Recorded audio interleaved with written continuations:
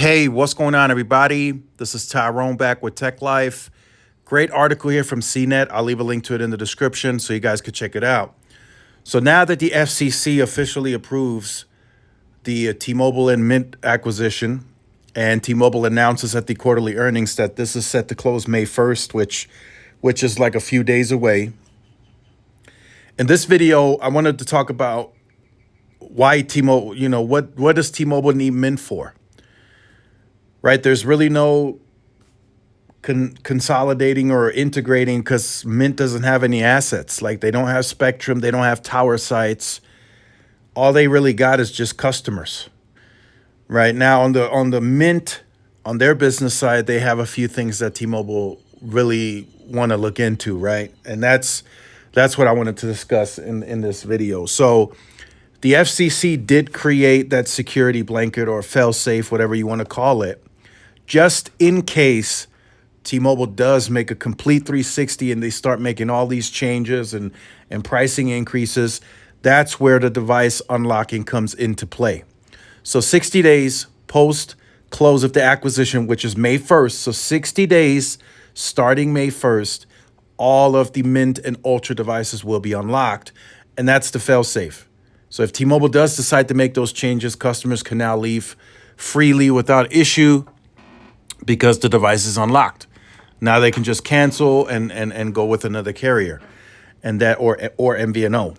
And that's the security blanket and failsafe for the consumer that the FCC creates when they put these unlocking policies into play. And T-Mobile has decided to agree to that. They put an official statement to the FCC, and I think about a day, like 24 to 48 hours after T-Mobile puts in that official agreement, the FCC approves the deal. Now, what does T-Mobile really want out of the Mint Mobile acquisition, right? Before the close of this acquisition, Mint was a wholesale partner, so they were paying T-Mobile for access to their network, but financially probably a drop in the bucket for T-Mobile, right? They probably weren't getting that much money out of Mint because, Mint wasn't charging that much. They weren't making that much money. T-Mobile was still making some money, but not as much as they're now going to make, because they directly own it. So there's no longer a wholesale agreement needed. T-Mobile now takes 100% of the profit. So now that that's out of the way, right? I think it's two things that Mint does really well. They are really good at direct to consumer. They don't have any retail presence anywhere, like actual retail. They don't have any. It's all direct to consumer. It's all online. It's all digital, and that's what T-Mobile really wants to pick the brains of Mint and their team. They really want to learn this. Now, is there a possibility that T-Mobile is looking to reduce its own retail footprint? It's very possible, right? Maybe T-Mobile really wants to get really proficient and a well-oiled machine when it comes to direct-to-consumer. And that's something that they're looking to learn from Mint. Mint is excellent at that. They're really good. They've shown that they can be effective, that they can do this. And in that sense, T-Mobile is also looking to help and add to that. And I'll just look for that briefly here. And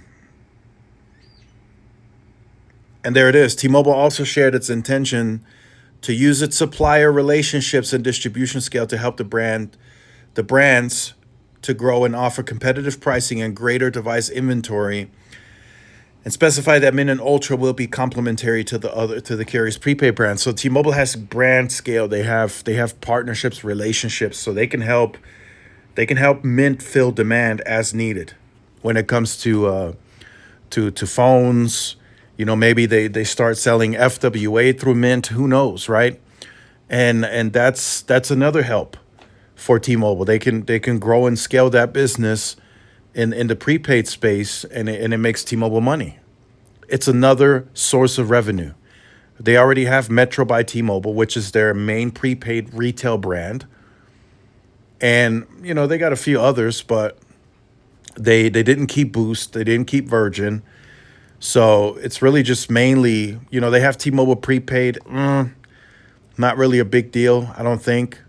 I think this adds to the digital And I think this is where T-Mobile is comfortable, right? Metro by T-Mobile and then Mint. And that's what I'm hoping. Just briefly, I'm hoping Verizon also consolidates down to that, right? Total by Verizon and then Visible. I think that's what they need to consolidate down to. All this other stuff is unnecessary in my opinion. And until Verizon does that, they will continue to get beat on prepaid. They have too many brands, too many go-to markets that need to be different, competing for the same customer. T-Mobile, they are narrowing it down. They got Metro by T-Mobile and now Mint, and I think that's an excellent position to be in.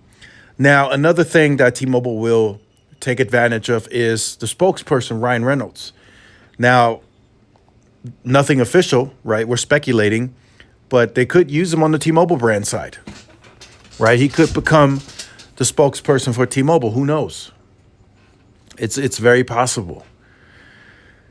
You know, and then there's also that possibility that T-Mobile pushes their not forced migrations, but given that customer the option, because it's now part of T-Mobile's prepaid, right? It's no Mint is no longer an MVNO. They are now a digital prepaid player, because T-Mobile now owns it. So now they could give that customer the option as well. Hey, look, you've made 12 on-time payments on the Mint platform, and you now are eligible to move to T-Mobile. That is another tool that T-Mobile could use. It's very possible. And again, at the end of the day, once that is presented to the customer, it's completely up to them if they want to migrate. And then if they do migrate to the T-Mobile postpaid brand and take advantage of that device deal, then that's completely, totally up to the customer. That's just T-Mobile offering it, right? They're not really putting a gun to the customer's head and forcing them over to T-Mobile. It's just an offer, an option. And if they bite, then of course that's a win-win for T-Mobile. They now get that customer to pay more monthly, and they likely get some lower churn and CLV out of that customer, more longer term. So that's what I feel T-Mobile's trying to learn here. They really want to learn the ins and outs of the direct to customer. And that's something that Mint has been doing for years. So that team is proficient, they're seasoned, they're very experienced. That's something that T-Mobile wants to learn. And then there's a possibility that they're also looking at Ryan Reynolds, how he could maybe fit in with T-Mobile in the future. So just wanted to share that with you guys. Lots of stuff happening, lots of shifts. Mainly right now at T-Mobile, they have more free cash flow than ever before. So their eyes are getting big, right? Now they can make acquisitions. They got the money, right? We saw it with the Lumos, $950 million up front, $500 million over, I don't know, the next 2 years or whatever it is. So they got some money in the tank, and they're looking to spend. But they're looking to spend wisely. They're looking to spend to where it makes sense and where it's accretive for the shareholders. And that's something that they're trying to do. Now, yes, in yesterday's video, the second video of the day, I pointed out that there are some decreases across T-Mobile's business year over year. And that's in the numbers. I'm not making that up. That's actually in the numbers. And now, as that decrease, I'm pointing that out, T-Mobile already has been pivoting, right? What are they doing? They're pivoting to fiber. It's still at small scale, but they are pivoting. And then what did they talk about during the earnings call? Pulling the pricing lever. So they're pivoting. Now, I'm not saying that the growth is going to remain slow. They still have opportunities to fix it. But if it does get slower and slower and then it stabilizes, then you best believe price increases must come to offset. So let me know your thoughts in the comments. Like, share, subscribe, follow my social media outlets. This is Tyrone with Tech Life. See y'all in the next one. Peace.